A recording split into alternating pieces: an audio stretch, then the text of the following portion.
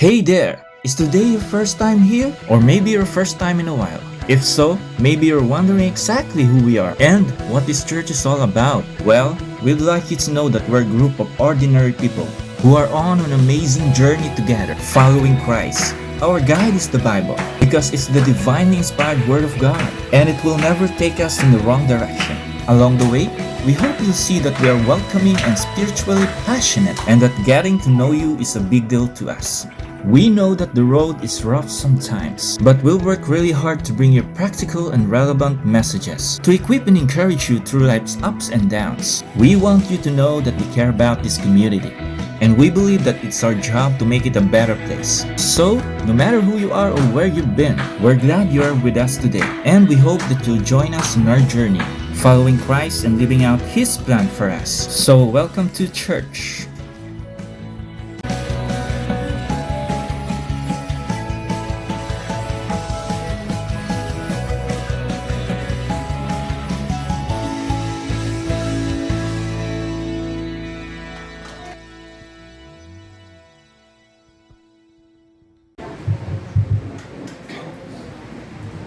Happy Sunday po sa bawat isa. Magsipat kayo para magbasa ng salita ng Diyos. Aking anak, sa utang ba ng iba, ikaw ay nanagot? Ikaw ba ay nangako sa utang niya ay nasakot? Kung gayon, nasasakot ka ng kanyang pagpapansya mo. Ngunit ito ang gawin mo na makaiwas sa problema. Ikaw ay magmadali sa kanya ay makiusap, sabihin mo mawalan ka sa pagkakalimutan. Huwag kang titigil, huwag kang malulugay, huwag mong ipilit hanggang walang kalayaan. Ligtas sa iyong parang usap tumatakas, at tulad ng buong sa kulay umalas. Tingnan mo ang mga langgam, ikaw ang nakahubod ng tamad. Pamumuhay kay masdan mo at ikaw ay mamulat. Kahit sila'y walang pinulong sa kanila'y nag-uutos, walang tagapamahala o tagamasid na sinusunod. Ngunit nag-iimbak ng pagkain sa kag-araw, kailangan iniipong kumatako na maningan. Hanggang kailan makakamad, maniniis higaan, kailan ka mabalikwas sa iyong pagkalimlay.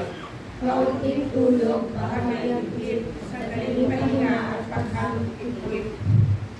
Samantalang namamahinga ka, ang hirap ay darating na para naman magnanakaw upang kunin ang lahat ng iyong kailangan. Taong walang kwenta at taong masama, sinungalingan ay mananadalada. Ang mata ay iwilat at kaya'y nagpipikit. Ikukumpas pa ang kamay upang ikaw ay maakit. Ngunit sa sarili ay masamang iniisip. Lagi na nasa sa lubo sa paligid. Dahil dito, kapamakan ay biglang darating. Sa sugat at hindi na nga siya gagaling. Ang kinamumuhian ni Yahweh ay pitong bagay, mga bagay na kanyang pinagsusulangan, kapatalaruan, kasinungalingan, at mga kumapatay sa walang kasalanan. Puso at pa'y walang mabuting isipan, mga kaalugod dito sa landas ng kasamaan. Saksing sinungaling, mapaglulit ng buhangin, upang ay ng kapwa, lagi gusto niyang gawin. Ito po ang salita ng Diyos. Natin ito tayo tumayo.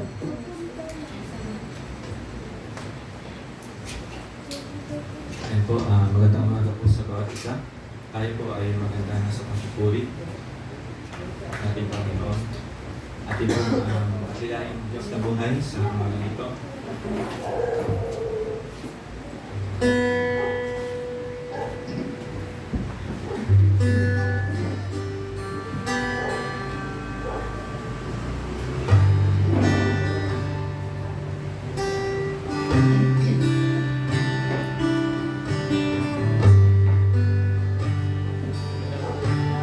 Sing from the Spirit.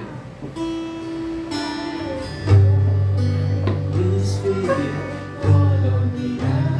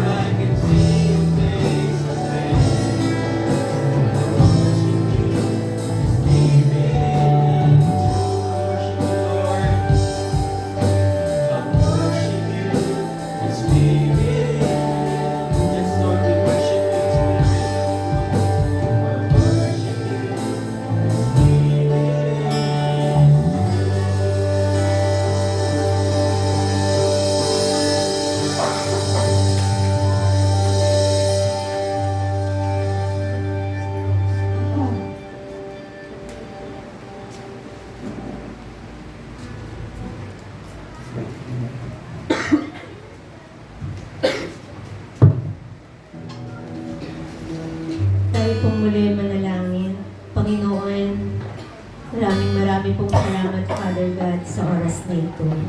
Panginoon, salamat po sa loob ng isang linggo na iningatan mo po kami. Kaya ngayon, nandito po kami, Panginoon, para ikaw ay papurihan, pasalamatan, Panginoon, sa lahat ng ginawa niyo po sa aming buhay.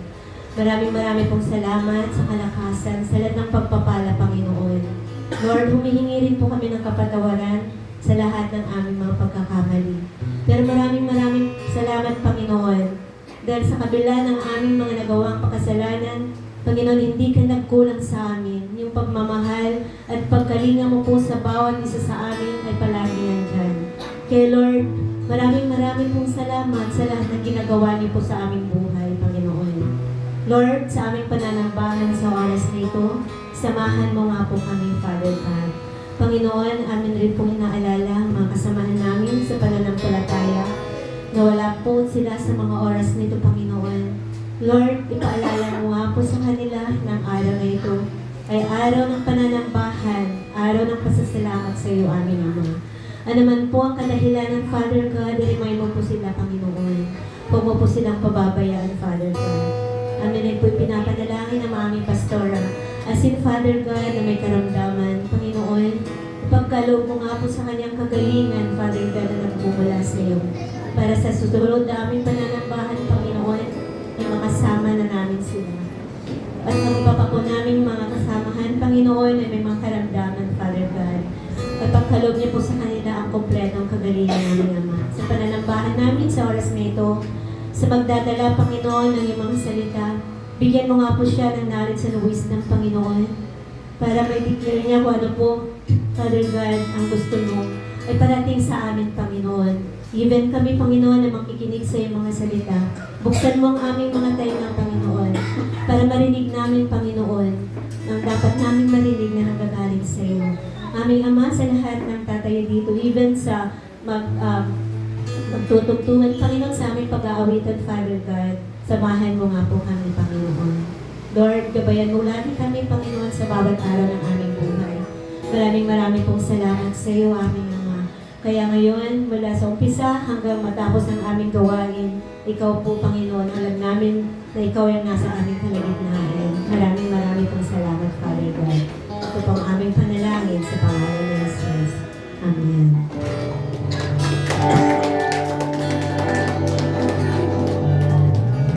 Ayan po, mabuti po ang ating Panginoon.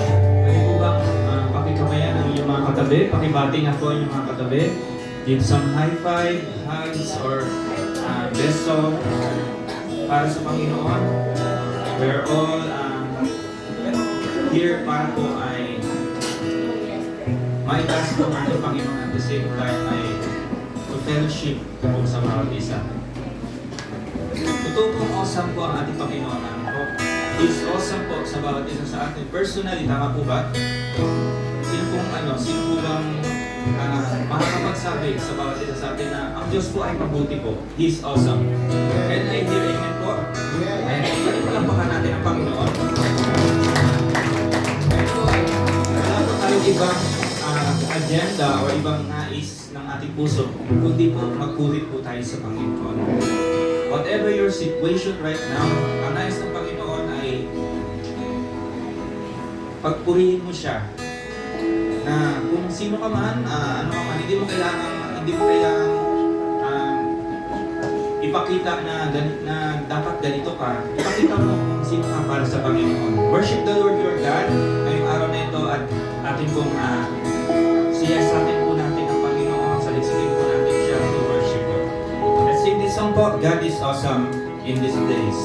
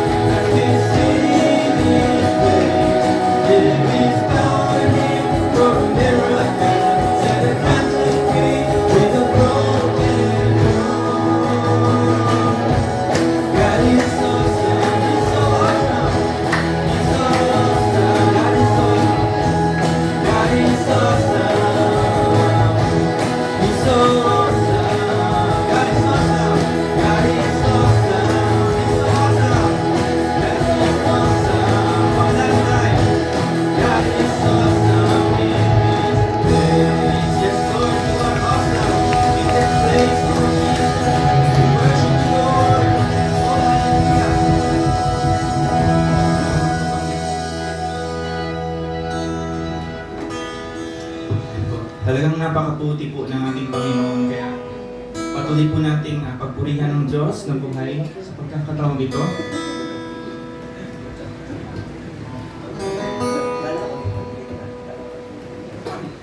Ngayon po ay tayo po ay magpuri sa Panginoon.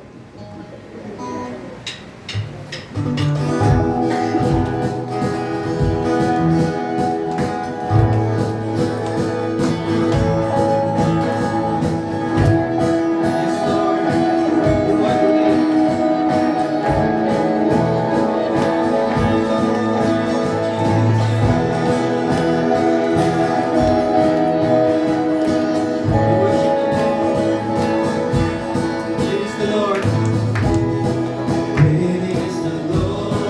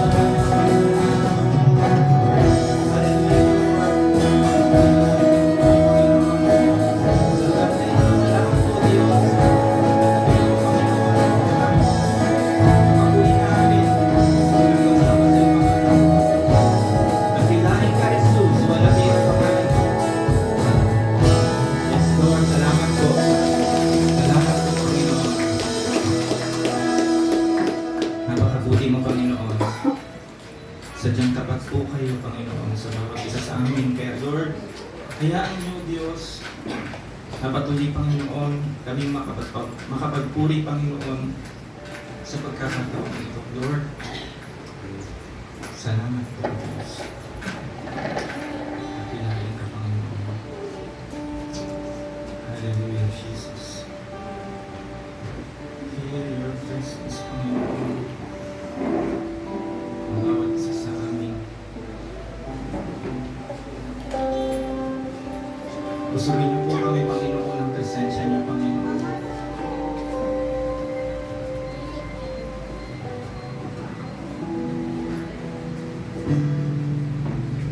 Patuloy po tayo magpuri sa Panginoon.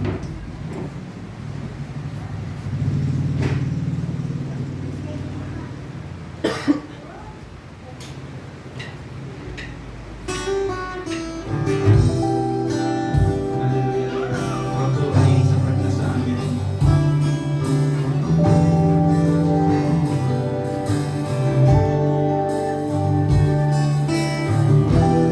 Hallelujah, Jesus.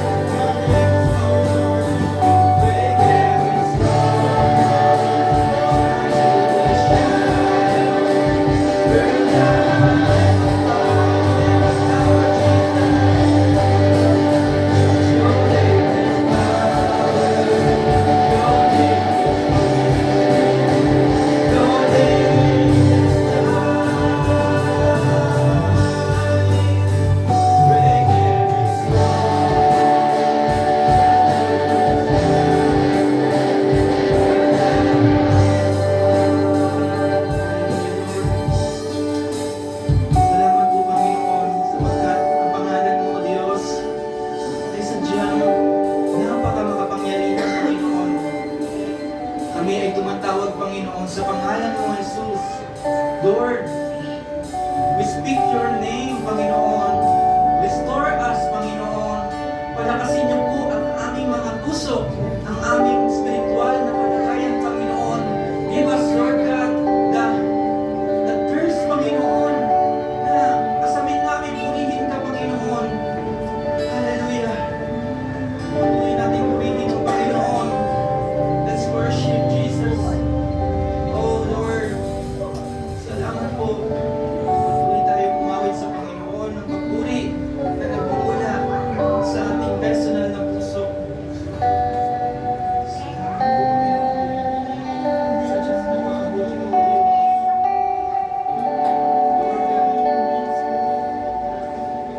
nothing compares, Lord God, to the promise you have given. Nothing compares, Lord God. Oh, Jesus. Sadyang mabuti ka, Panginoon. Speak to us, Lord God. At this point of time, Lord, pangusap ka sa bawat isa sa amin, Panginoon. Lord, speak to us. We, as your servant, we as your church, Lord, listening to you, Lord God. To what you are saying, to what the Spirit leads, Father. Lord God, patuloy ka mangusap, Panginoon, sa bawat isa sa amin. Patuloy ka namin inataas sa lugar na ito, Panginoon. Sapagkat ang pangalan mo, magtaas ang pangalan mo, Panginoon, ay aming pinupuri at pinalalaki, Panginoon. O Lord, salamat, Panginoon. Kakailangan ang pangalan mo sa lugar na ito. Ikaw ang Diyos na buhay. Ikaw ang Diyos ng simulang wakas.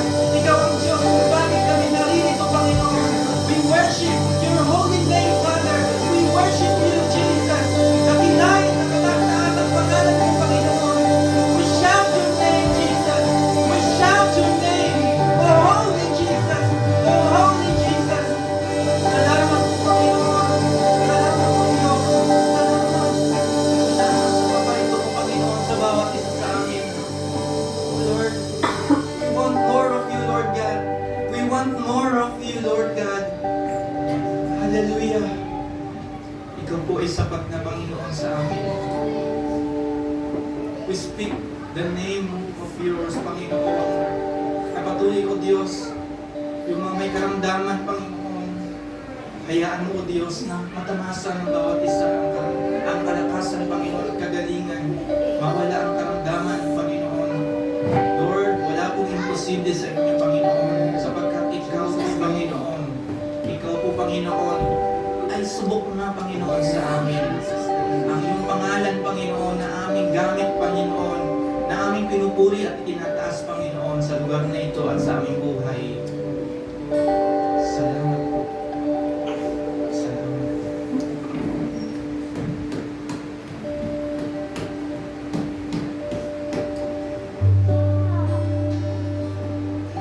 Your name is power.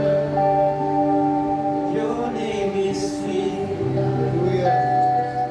Your name is light.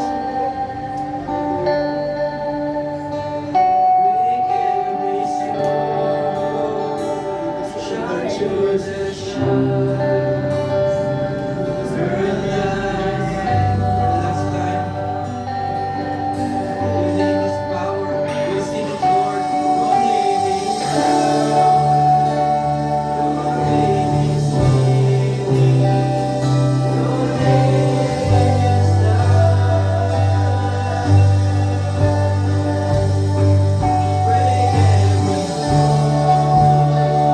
Shine through the shadows. Burn light. Shout Jesus. Shout Jesus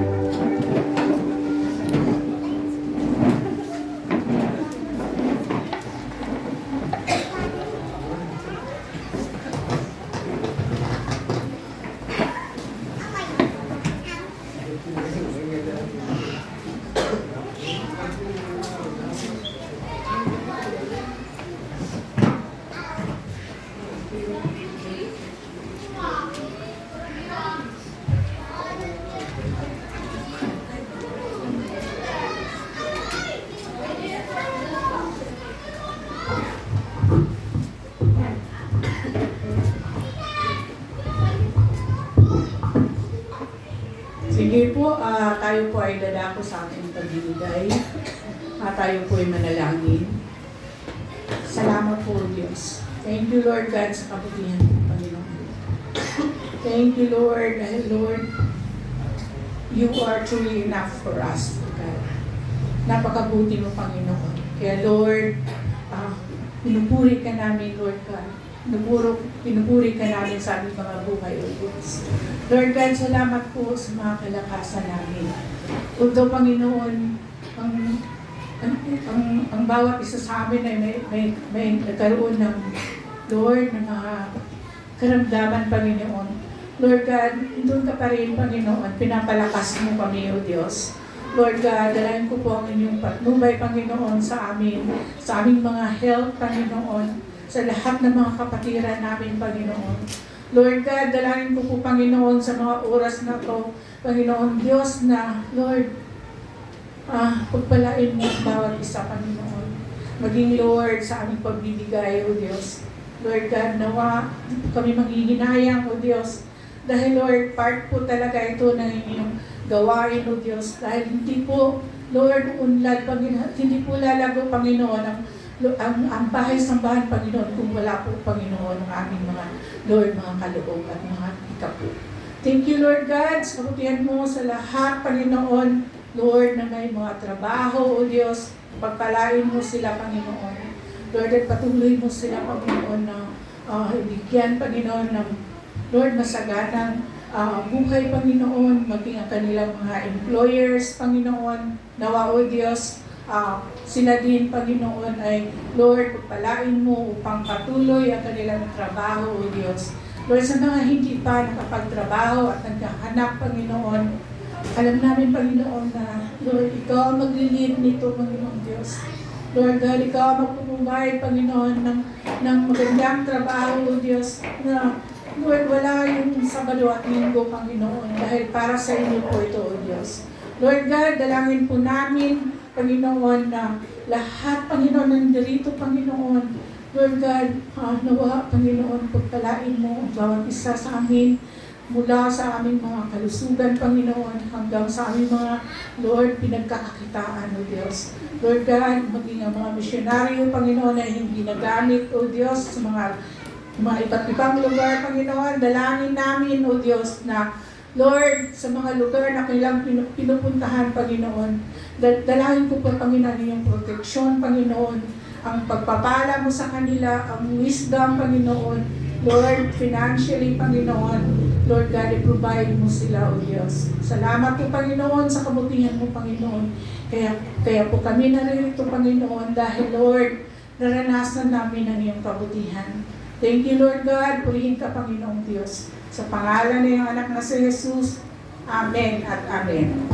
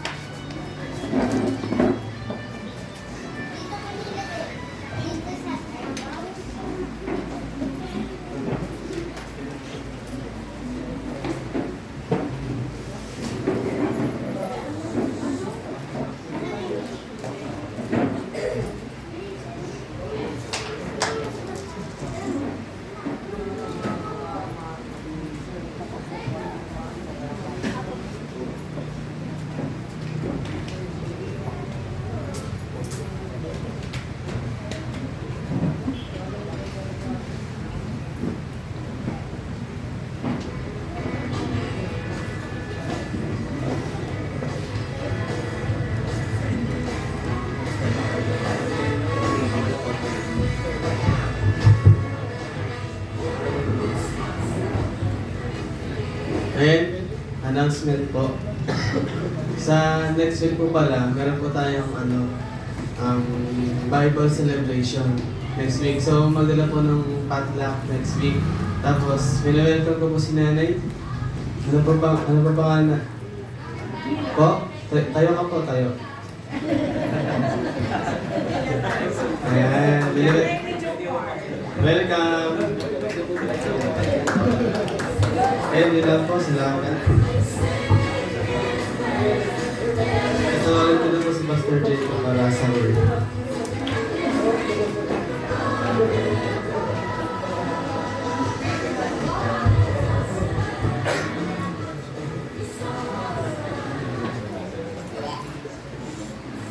Ayan po, magandang umaga po sa bawat isa sa atin. Kamusta nga po ang inyong katabi? Pakisabi, good morning po. Ayan po. Ayan pong katabi ninyo ay reflection po yan ng kabutihan ng Diyos. Kaya pag kakamustahin mo or babatiin mo yung katabi mo, dapat nakangiti ka kasi reflection niya ng kabutihan ng Diyos. Good morning po, pero nakasimangot ka. Dapat talagang may mga ngiti po. Mabuti po ang Panginoon. Amin po. God is good. And all the time po. Ayan po. Purihin po ang Panginoon. Ngayon po ay nagpapatuloy po tayo sa ating series. At patuloy po natin isinasaayos po ang ating kalagayan sa pananampalataya. Na tayo po ay magtiwala sa Panginoon. Whatever the circumstances na ating pong kaharapin sa buhay, ay lagi po natin asamin. Lagi po nating isipin that God is good. Ayan po. Marami po sa atin marahil ang nasa sitwasyon po or napagdaanan ang mga sitwasyon na nahirapan sa buhay. Meron po, tama po ba?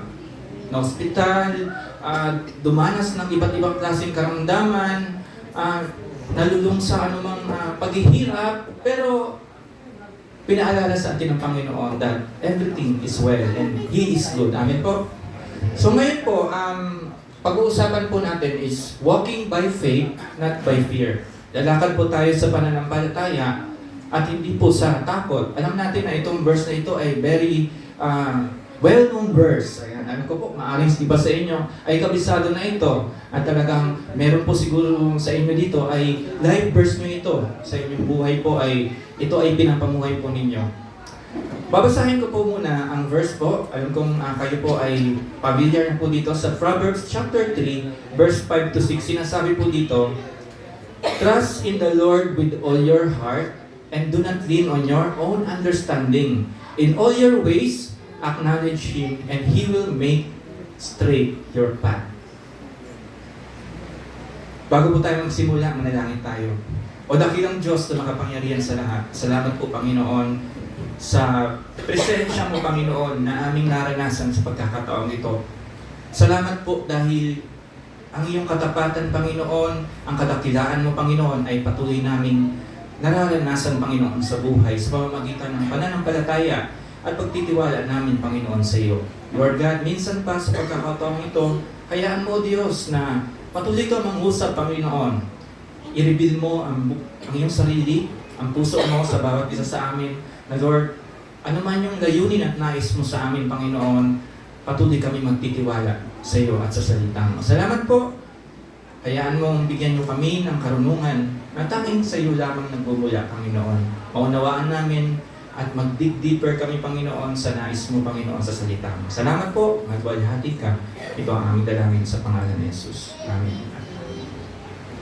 Ngayong umaga po, ang focus po natin is sabay-sabay po natin basahin yung focus. 1, 2, 3, go!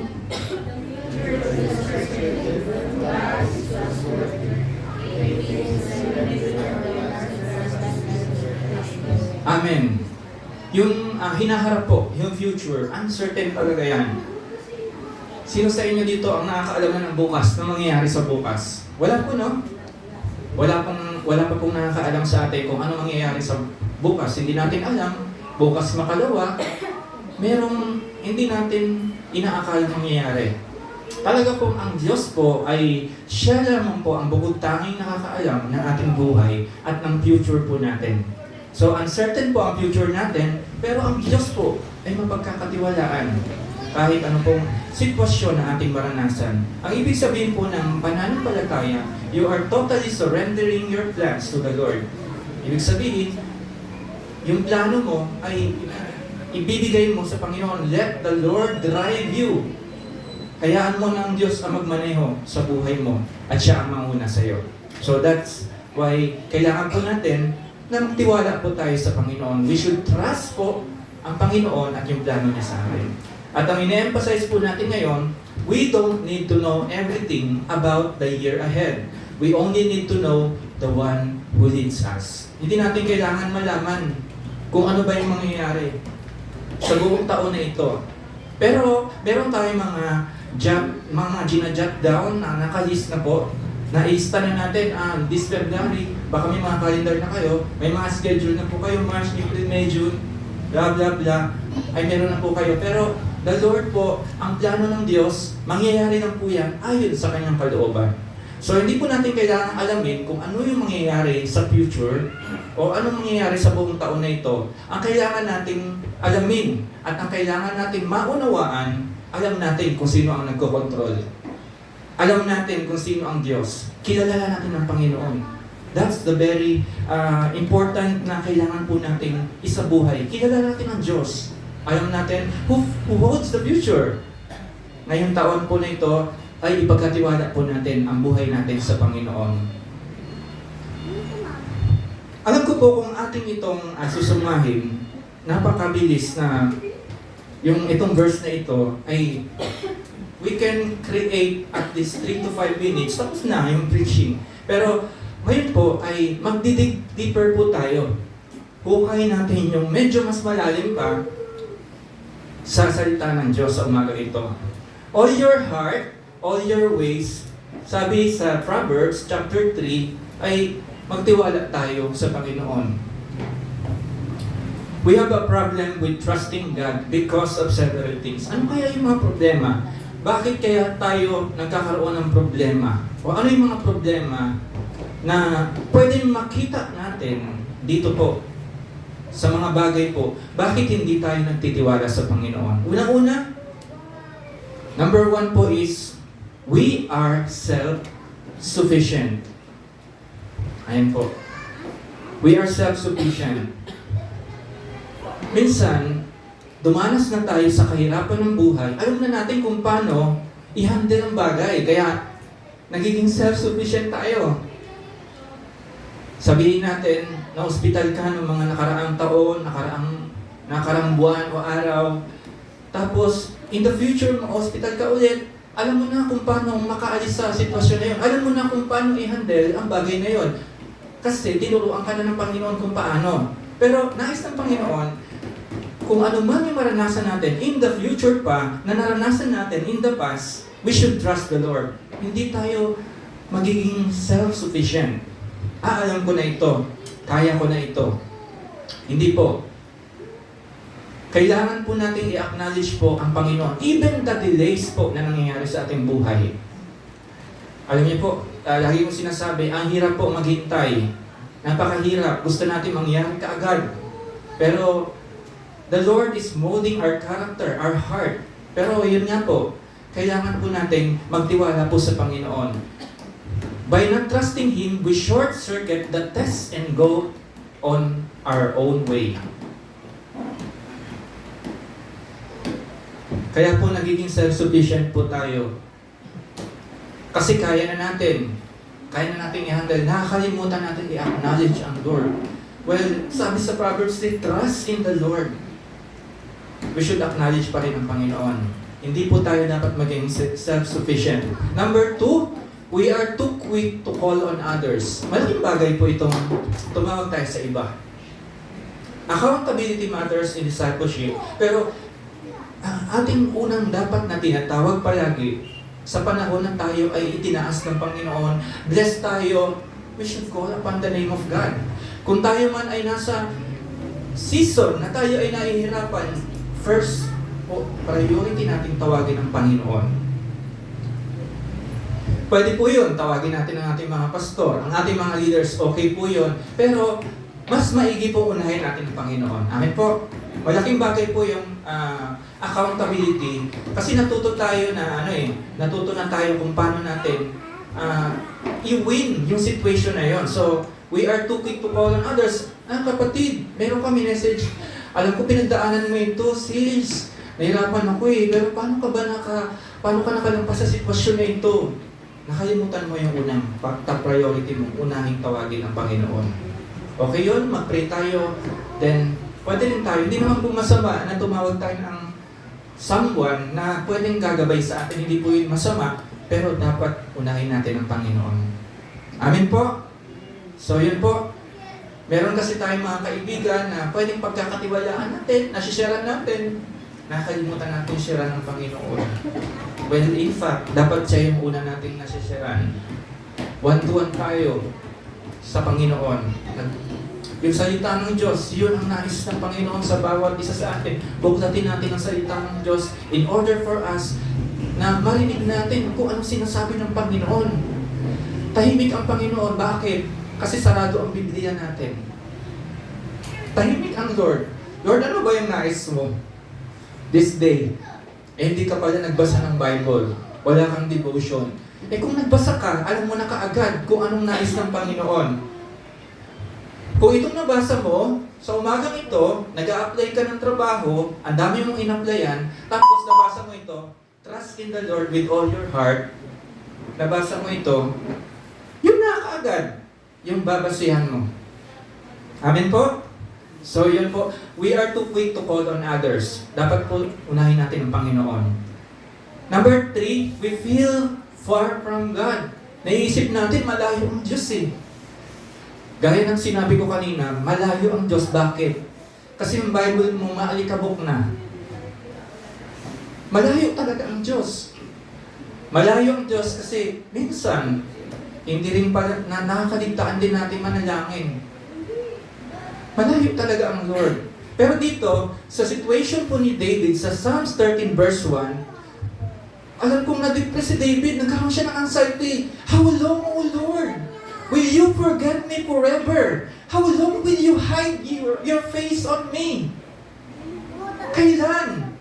Dumating na po ba kayo sa sitwasyon na ganito? Lord, ang tagal ko nang naghihintay. Nakakapagod, Lord. Lord, kailan mo ba ipapakita yung plano at kalooban mo sa akin? Na-depress po si David, nagkaroon po siya ng anxiety. And yan po ang prayer ni David. I guess po, meron po sa bawat isa sa atin. Ako po, naranasan ko na po ito. I was crying like David did. Maaaring ang iba po sa inyo ay naranasan po ito. Lord, hindi ko maunawaan yung plano mo sa akin. Lord, bakit dito? Bakit straight? Bakit hindi pwedeng sa kanan? Lord, gusto ko yung school na yan, pero bakit ayaw mo dun? Lord, gusto ko yung course na yun, bakit ayaw mo dun? Ayan. Marami pa po na gusto ng ating puso. Hindi ibig sabihin na gusto ng ating puso ay yun na ang masusunod. Hindi po. Yung kalooban pa rin po ng Panginoon. Number 4, bakit po tayo nagkakaroon po? Ayan po ng problem sa pagtitiwala sa Panginoon. We worry. Nag-worry po tayo. Madalas po tayo maging warrior kaysa maging warrior. Maging prayer warrior tayo. Ano tayo? Warrior tayo eh. Nag-worry na agad tayo. Iniisip na natin kaagad yung mga bagay-bagay na dapat ilalagay natin at ilalatag natin sa kamay ng Panginoon. We forgot to pray. Nakalimutan natin, ay, prayer warrior pala ako sa church. Pero sa bahay, warrior ako. Ang hirap po nun. Prayer warrior ka sa church. Pero sa bahay, sa trabaho, warrior ka. Napakahirap po nun. Dapat kung sa church, sa tahanan, kung ano po yung ating pinapakita sa Panginoon, iisa. Lord, grabe naman itong nangyari ngayon. Hindi ko maunawaan yung depth ng understanding mo, Lord. But I will pray. Ayan. Mananalangin tayo. Amen po. Yan po yung mga bagay na maaari pong makakalimutan natin magtiwala sa Panginoon. Kasi ito po, mga bagay po na ito, yan po ang napapangunahan sa ating mga buhay. Na kukultivate po natin yung bad habit kahit po ng worry. Dapat po tanggalin po natin yung mga habit na ito.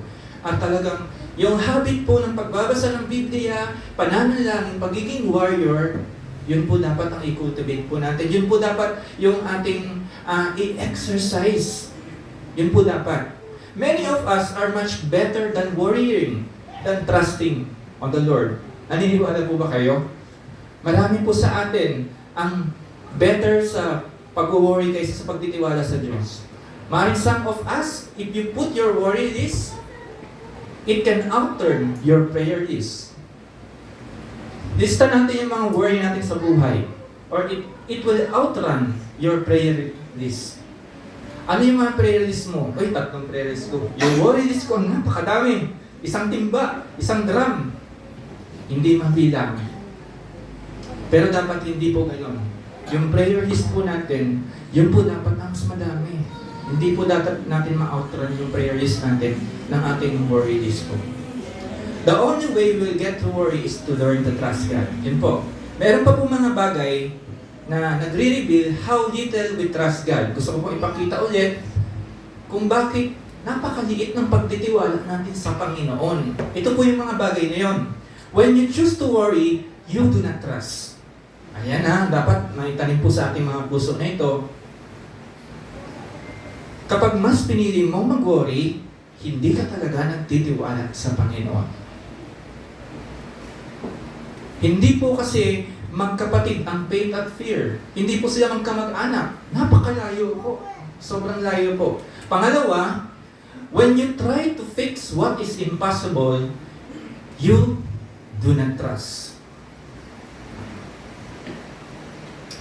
Ito po yung mga bagay. Number 3, when you hurry ahead and don't wait for the Lord to move and to change you, you don't trust. Kailangan ko pala, hintayin natin, Panginoon. Kasi sa season ng waiting, nandun talaga yung ating attitude, yung ating character, ay tinuturuan tayo ng Panginoon. Namumod tayo, mas nagiging mature po tayo para sa Panginoon. Number 4, when you lie awake, twisting and turning at night, you do not trust. Number 5, when you doubt biblical principles and promises that are in the Bible, you do not trust. Kakabasa lang, halimbawa, nagdi-devotion, kakabasa mo lang sa buhay ng kahit sinong mga legends po natin, mga Bible character. Tapos ito na, dumating ang worry sa buhay mo. Nakalimutan mo kaagad, ay dapat, ito pala dapat. Dapat po talaga hindi natin makalimutan. Yung mga salita ng Panginoon na ating nababasa, we should apply it. The moment na nabasa po natin ang salita ng Panginoon, dapat po isabuhay na po natin kaagad. Number 6, when you go to others first for help, you do not trust. Pupunta ka kaagad sa kaibigan mo. Ayan. Hindi ko po sinasabing mali po yon, pero nakalimutan mo, gaya po ng sinabi ko kanina, nakalimutan mo ikonsulta ka agad sa Panginoon. Dapat si Lord talaga muna. Pagtapos mo kayo si Lord, makikipag-usap ko ako sa mentor ko, sa discipleship leader ko. Ganito, ganyan. Tulungan mo po kami, guidance po, Panginoon. Nananalangin ka. Number 7, when you listen to human counsel and give a higher priority to that than the principles you, in the Bible, have just learned, you do not trust. Yung prinsipyo po ng Biblia, yun na po yun eh. Yun na po yun, yung Word of God. Yun na yung counsel sa'yo. Yun na yung nais ng Panginoon at tinuturo niya sa'yo how you do things. I-a-apply nyo na lang po. Yun na po yun. Gaya ng sinabi ko po, hindi po masama na tayo ay lumapit for counseling. Hindi po yan masama. Ilagay po natin sa tamang proseso po. Ang Panginoon po dapat ang mauna. Number 8, when you manipulate and maneuver situation, you do not trust. Number 9, when you step in and take charge without praying, and being led by the Spirit of God, you do not trust. Ayan po, sa mga gagawin po natin sa buhay, importante po ang pananalangin. Kahit sa simbahan, bago po tayo mag-start, nananalangin po tayo. Amen? Kahit sa backstage po, bago po tayo simula ng mga bagay, nag-pray po tayo. It is not for our own, hindi para po para sa atin ito. Kundi po para maluwalhati natin Panginoon at gabayan po tayo na mas ayos po. The glory belongs to the Lord. Kahit anong tagumpay natin, kapag sinimulan po natin ng tama, the glory lagi ay sa Panginoon po. Ayan po. Kaya po, pag may gagawin tayo, may mga decision making tayo sa buhay, in every aspect ng life, start always by praying to the Lord. Konsultahin natin ang Panginoon. Lord, kalooban mo ba ito or desire lang to ng puso ko? Gusto lang to ng puso ko na talagang emotion lang to. And so on and so forth. Number 10, when you cling to others in order to feel secure, needed, and loved, you do not trust. Ito po yung isa sa mga malaking bagay po. May mga depression, may mga anxiety moment po, mga kabataan, marami po. Yung iba, may mga low-key, mayroon mga introvert, mayroon mga extrovert. Yung mga extrovert, sanay silang makipag-usap sa mga kapwa. Gusto nila na nakakapag-usap sila. Yung mga introvert naman, hindi mo sila makakausap hanggat hindi mo sila ina-approach. Ayan. Yung extrovert, kapag wala na siya nakausap, kapag hirap na siyang communicate o makibaka po sa kapwa niya, doon na po. Gaya ng sinasabi po dito, inuuna po yung kalagayan po ng sa kapwa niya. Nagkikling siya sa iba, imbis na sa Panginoon. Ayan po, malaking bagay po ito, alalahanin po natin ang mga points po na ito. Ito po ay makakatulong po sa ating pagtitiwala sa Panginoon. When are the things that keep us from trusting God? Mag-isip po tayo ng ways you can begin to trust God regardless of the situation na nangyari po sa inyo. Isip po tayo ng situation. Kailan nga ba ako hindi nagtiwala sa Panginoon? Kailan nga ba nakalimutan ko ang pagkilos at yung nais ng Panginoon, yung promise niya sa akin, nakalimutan ko. Hindi na ako nagtiwala sa Kanya. Meron lang po akong ipo-point out dito sa buhay ni Job. Ayan, alam ko, familiar kayo sa buhay ni Job. Talagang totally nag-depend siya sa Panginoon. Sa chapter 1 po, makikita natin sa Job chapter 1, Job lost his 10 children and well, kung babasahin po natin yung chapter 1, yan po ang nakasaad po dyan. Na-loss niya, meron po siyang 7 lalaking anak at meron po siyang 3 babaeng anak. Ayan, 10 po sila ang kanyang mga anak. Babasahin ko po yung verse 3, dito po, 2 to 3. He had 7 sons and 3 daughters, and he owned 7,000 sheep, 3,000 camels, 500 yoke of oxen, and 500 donkeys, and had a large number of servants. He was the greatest man among all the people of the East. Napakayaman po ni Job. Yun pa lang po. Doon pa lang, wealthy person po si Job, napakayaman siya. Yan po ay sinasaad sa chapter 1 po. Sa chapter 2 po, Job is inflicted with a painful skin disease. Siya po ay inflicted po ng skin disease po. In all this, Job did not sin. Mapapansin po natin na talagang kahit ganun po ang naranasan ni Job, napakahirap po yun. Halimbawa sa atin, sino po ang nakaranas ng chicken pox lang, parang ganun. Naranasan niyo yung chicken pox. Napakahirap po nun, nakakairita po yun. Lalo na kapag parang nakakahiyang humarap sa tao, parang nakakatakot ng lumabas ng bahay. Nakakatakot ng, kung ikaw ay nag-aaral, nagka-chicken pox ka sa loob ng 3 buwan, parang nakakatakot ng pumasok ng school. Parang gano'n. So ito po si Job, hindi po siya nagkasala, despite po na naranasan niya ng skin disease. Mapapansin po natin dito sa chapter 2, meron pong conversation po dito ang Panginoong Diyos at si Satan para po i-test si Job. Ayun po. Sa Job chapter 3, Job cursed the day of his birth. Mapapansin natin, Job's friends accused Job and his children of sin. Job maintains his innocence. Inakasuhan siya. Pero makikita po natin yung faithfulness at dependence po ng ni Job sa Panginoon. Job is suffering. He does not know why. Hindi niya alam kung ano nangyayari. Nagsasuffer siya, pero hindi niya alam bakit niya ba ang nangyayari ito. Pero meron silang usapan ni si Jesus, ang Panginoon at si Satan, meron silang usapan na talagang mapagtinis. Ayan. Sabi ni Satan, kapag tinis mo yan, pinupuri ka lang yan ni Job kasi ganito ganyan. Meron ka kasing napakarami mong napakayaman mo, tanggalin mo yan. O lagyan mo siya ng skin disease, anything, and so on and so forth po. Mapapansin natin dito, he has lost everything and it looks like his own body is rotting in boils and he is about to die. Papunta na siya sa kamatayan. Sa sobrang hirap ng sitwasyon, ng kalagayan ni Job, mahirap pa po siya. Mahirap pa kung sa worldly situation, napakahirap niya talaga. Tapos meron siyang mga sakit. Sa Job 13 verse 15, though he slay me, yet will I hope in him. Sa King James version po, kung babasahin po natin, though he slay me, yet I will trust in him.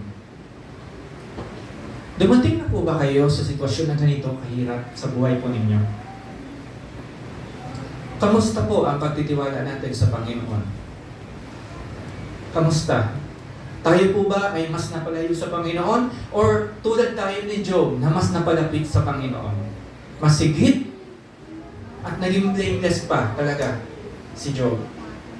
Kung babasahin po natin ang buhay ni Job, talagang makikita po natin talaga na talagang kung i-apply po natin sa buhay po natin, sapat ng mabuhay. Sapat ng mabuhay para sa kung saan tayo ay nakakaranas ng kahirapan sa buhay. Sapat na po na salita ng Panginoon ay i-apply po natin. Sapat na po yun kung anong klase mong maranasan po natin sa buhay. Mga kapatid, trusting in God's wisdom is the strongest counsel that the Bible has to offer. Diyan, ang napakalaking counsel po na sinasabi po ng Biblia. It must suffice. Trust refrains from asking why. Why did God do such thing or allow that to happen? Tatanungin natin, Lord, bakit nga ba nangyari ito sa buhay ko? Ano ba ang itinuturo mo sa akin? I-reveal mo sa akin. Yung language po natin is inadequate to explain God.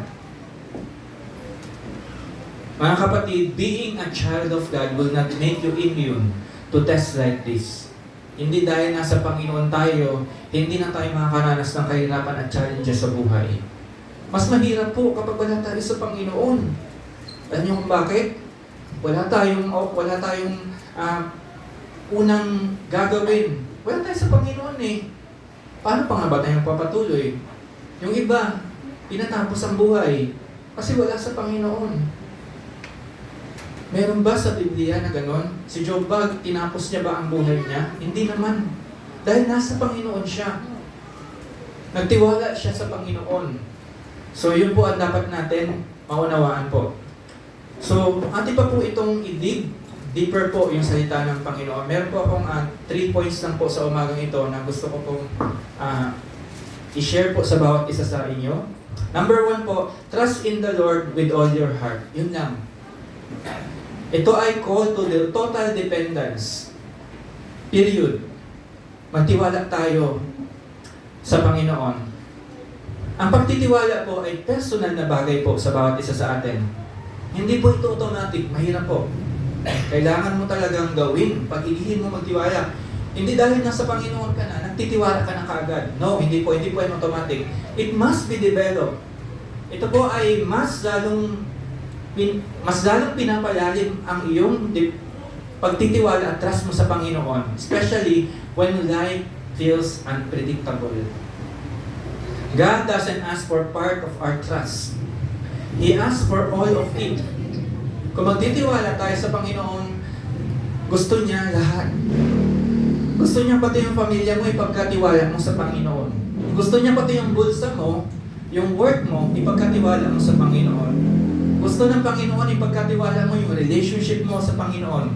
Lahat ng any area, even the finances, lahat po, your future, yung bukas, ipagkatiwala po natin sa Panginoon. That means letting go of trying to control every detail.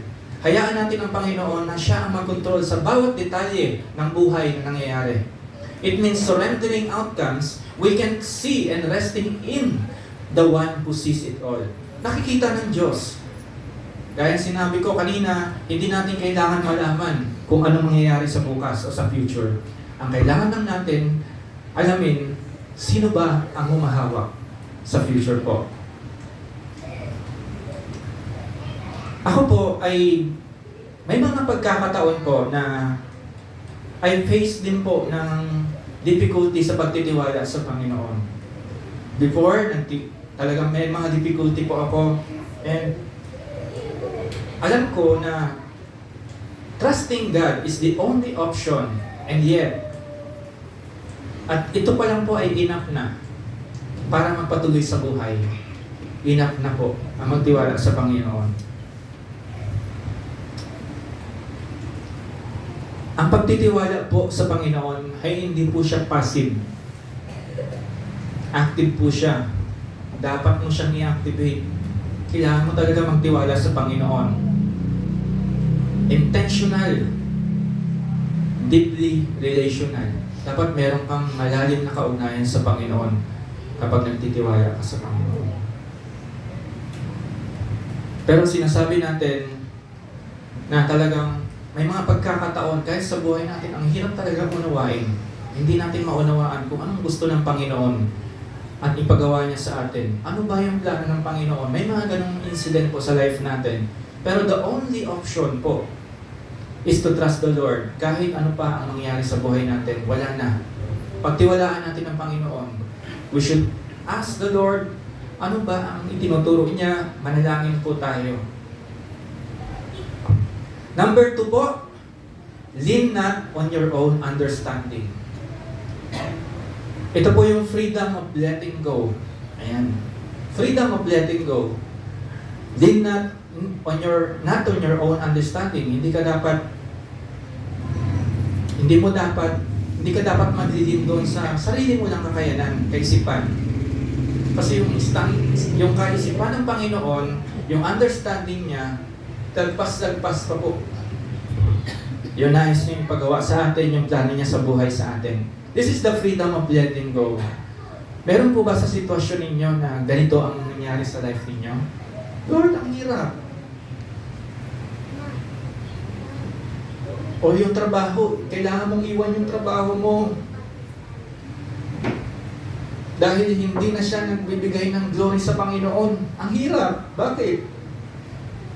Lord, ito ang bumubuhay sa pamilya ko.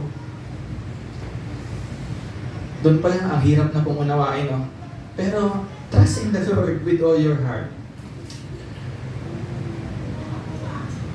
Nag-pray kayo ng pag-ibig mo. The freedom of letting go. Lord, ang hirap naman. Yun pala ay binibuild pa ng Panginoon yung puso. Ang hirap eh. Bakit? Kasi hindi ka nagtitiwala sa Panginoon. Kailangan mo muna magtiwala sa Panginoon. Talagang malalim na pagtitiwala. Do not lean in your own understanding. Lord, kapag naghiwalay kami, paano na yung aming ganito? And so on po. Iba't ibang klase ng sitwasyon. Ano pa po ba? Yung mga sitwasyon sa buhay po natin na napakahirap unawain. Gaya na lang po ng ating binasa kanina sa buhay po ni Job. Mahirap po yun. Napakayaman. Isipin mo parang may-ari ka ng napakalaking asyenda. Tinanggal lahat ng Panginoon. In a blink of an eye, tinanggal ng Panginoon. Napakahirap po nun. Tapos nagkaroon ka pa ng skin disease. Napakahirap po nun, mga kapatid. We're trained to trust what we know. Our experience, our logic, our instincts, but God's ways are higher. Ang kalooban ng Diyos ay mataas. When we lean on our own understanding, we limit ourselves to human reasoning. Nililimatahan natin ang sarili natin. That's not always bad, but it can blind us to what God is doing beyond what we can see. Hindi po masama yun. Pero binablock na natin yung gustong mangyari ng Panginoon sa buhay natin. Kung tayo ay nagdilid sa sarili nating understanding, siguro ito yung nais ng Panginoon. Lord, ayaw ko talaga ayaw ko talagang mangyari ito. Lord, talagang kahit anong klaseng pangyayari po sa buhay po natin. The gospel or the scripture says po, huwag po tayo magdilid sa ating sariling mga understanding.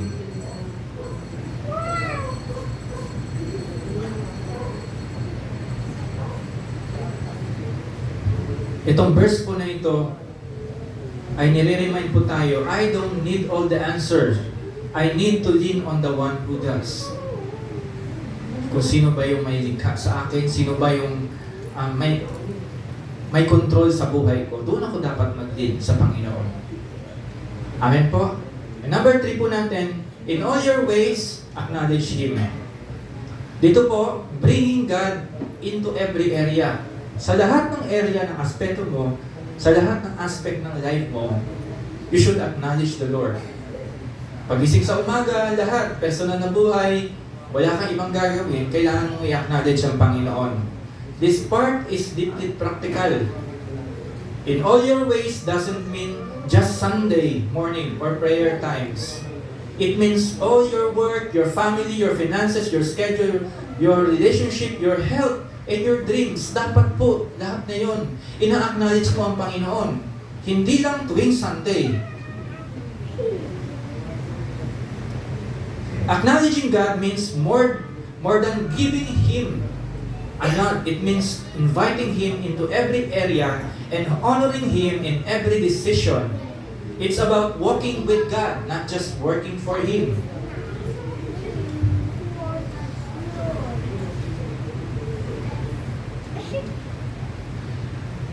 Mga kapatid, sobrang importante po ang pag-acknowledge po sa Panginoon. I-acknowledge po natin ang Panginoon through prayer, through fasting, through surrender and obedience. Lahat po ng ito, makikita po natin yung clarity ng nais ng Panginoon sa buhay natin. Yung clear na path na tinatakot po natin sa buhay po na ito, mas makikita po natin, mas malinaw yung plano ng Panginoon. Again po, sa lahat po ng decision making po natin sa buhay, let us acknowledge the Lord. Ito po ay napakalaking bagay. Big deal po ito. Acknowledge natin sa lahat ng gagawin po natin. And the last po, kapag lahat po ng ito ay ginagawa po natin, He will make your path straight. Straight doon sa kalooban ng Panginoon. This is the promise of divine guidance. Ayan po. Sa number 4, ito po, He will make your path straight. Gaya ng sinabi ko, ito po yung pangako na meron pong guidance, divine guidance po ng Panginoon. Kapag tayo ay nagpapasakop sa Panginoon, mangyayari po ang kalooban ng Diyos. Nagtitiwala tayo, hindi tayo nandilin sa sarili nating kakayanan. Ito po, idadirect po tayo mismo ng Panginoon sa kalooban niya. Ito po yung outcome. When we trust Him fully, lean not on ourselves, and acknowledge Him in everything, pinapangako po ng Diyos na idadirect niya po ang ating path sa tamang landas, sa tamang kalooban niya.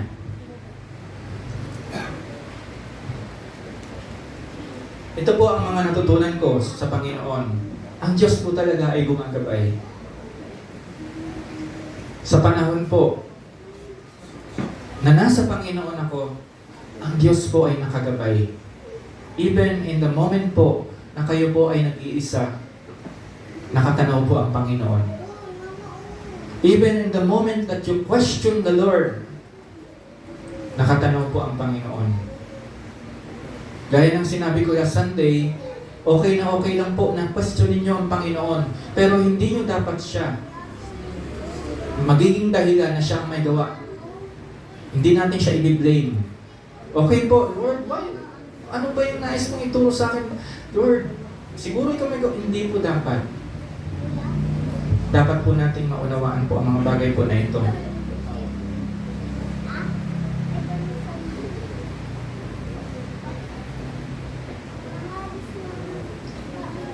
Ang Diyos po ay gumagabay sa atin. Minsan sa pamamagitan po ng Scripture, minsan sa pamamagitan po ng whisper ng banal na spirito, at minsan naman doon po sa door that opens or close. Doon pa lang, alam natin kaagad kapag sarado at sarado at sarado talaga, ay hindi kalooban ng Diyos. Kapag bukas yan, pinag-pray mo yan, ay purihin ang Panginoon. Yan ay kalooban ng Panginoon. Kalooban niya ng Panginoon, lagi nating titignan. Paano nga ba pag kalooban ng Panginoon? Ano ba yung mga ways na dapat natin tignan? Unang-una, hindi ka dapat nalalayo sa Panginoon. Hindi ka dapat nalalayo sa Panginoon. Hindi mo dapat nanineglect yung mga nais ng Panginoon po. Lahat po ng ito ay merong purpose po ang Panginoon. Para po sa ikabubuti po. Higit sa lahat, ikabubuti po ng ating kaluluwa. At paglakad po natin sa Panginoon. Again po, in conclusion, nasaan po ang pagtitiwala ninyo ngayon? Do you trust in the Lord for your situation? Tulad po ni David. David encouraged himself in the Lord and God gave David victory. David then went on to become the second king of Israel. If David had given up, he would probably have not become the king of Israel ever. Kung dumating kayo sa sitwasyon na tulad na nangyari kay David, you are about to give up sa pananampalataya ninyo, sa buhay, hindi ninyo makikita yung plano ng Diyos at layunin ng Diyos sa buhay niyo. Many times, we miss on God's best because we give up too soon. We get discouraged and say it is all over. You are closer than you think to your victory. Kaya po, hindi po dapat tayong mag-give up agad-agad sa mga nais po ng Panginoon, sa plans niya po sa atin, sa salita niya. We should not give up po. Magtiwala po tayo sa Panginoon kung ano yung nais at layunin niya sa bawat isa sa atin. Sabi po sa Psalms 30 verse 5, for His anger lasts only a moment, but His favor lasts a lifetime. Weeping may stay for the night, but rejoicing comes in the morning.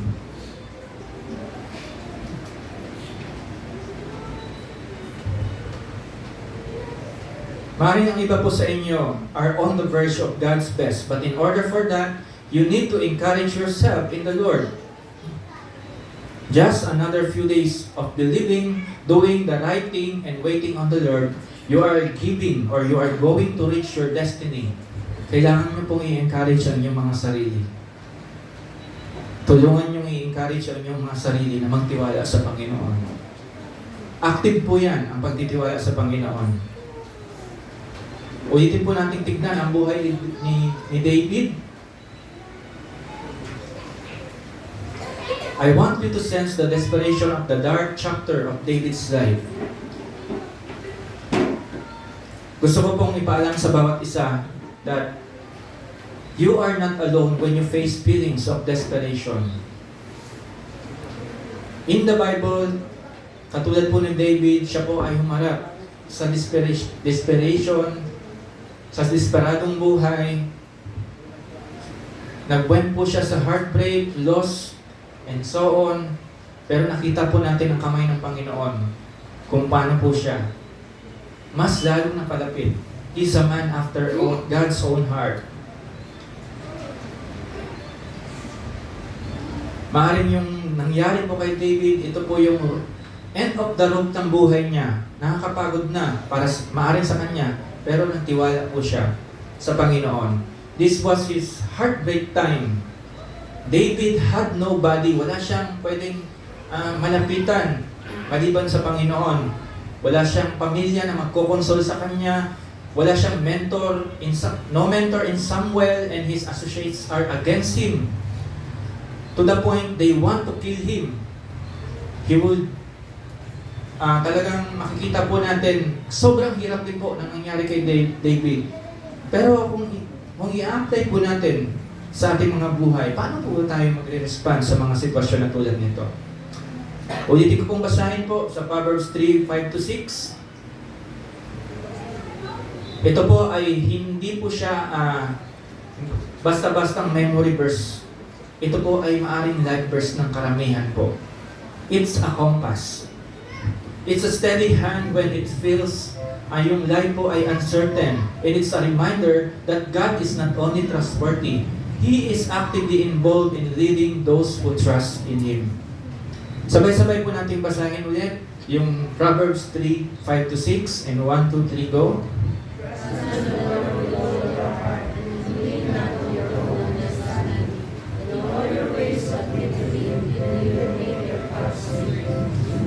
Sa huli-huli po, babalikan po natin yung pinag-usapan natin. Sa number 1 is trust in the Lord with all your heart. Na makikita po natin sa verse 5a. This is the call to total dependence. Pangalawa, lean not on your own understanding. Sa verse 5b naman is the freedom of letting go. Pangatlo, in all your ways, acknowledge Him. Sa verse 6a, bringing God into every area. And pangapat po, He will make your path straight. This is the promise of divine guidance. Magtiwala po tayo sa Panginoon kung ano man yung kinakaharap natin sa buhay. Exercise po natin yung pagtitiwala sa Panginoon because He knows what's best for every one of us. Amen po. Manalangin po tayo. Maraming salamat po, Panginoon, sa salita mo sa umaga nito. Salamat po, Panginoon, dahil patuloy mo kaming tinuturuan na magtiwala kami sa iyo, O Diyos. Buong puso, buong hangarin at kaluluwa namin, Panginoon, buong buhay namin, Panginoon, ipagkatiwala namin sa iyo. Sapagkat Ikaw ang may hawak, Panginoon, ng aming buhay. Ikaw ang may alam ng hinaharap na mangyayari sa bawat isa sa amin. Lord, sa mga panahon, O Diyos, na nahihirapan kaming unawain ng mga bagay, ang dalangin namin, Panginoon, patuloy kang managana. Patuloy kang magmasid sa amin. Tulungan mo kami, Panginoon. Gabayan niyo po kami, Panginoon, kung paano namin i-handle ang mga bagay na hindi po namin kaya.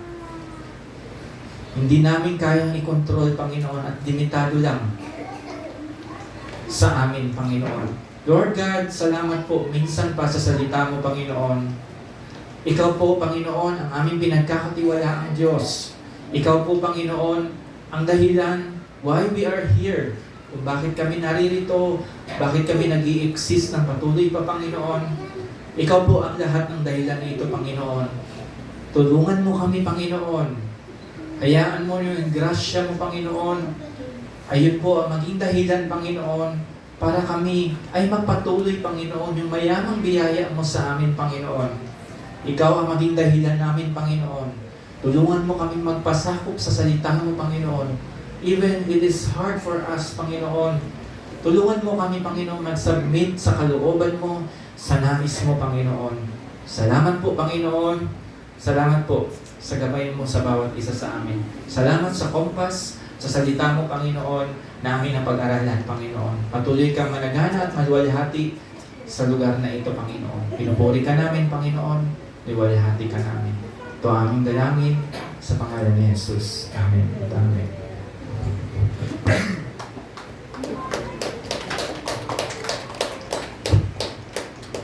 Sige po, pwedeng tawagin ko si Brother Jomar to close us po sa ating prayer. Tayo po tayo lahat.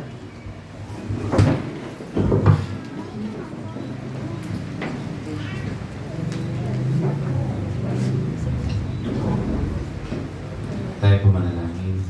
Panginoon, maraming salamat po sa araw nito sa iyong salita. Dalangin po namin na sa buhay po namin ito at may share po naman, Panginoon, sa aming mga kapatiran, Lord God, lalo na, Panginoon, sa mga nangangailangan ko.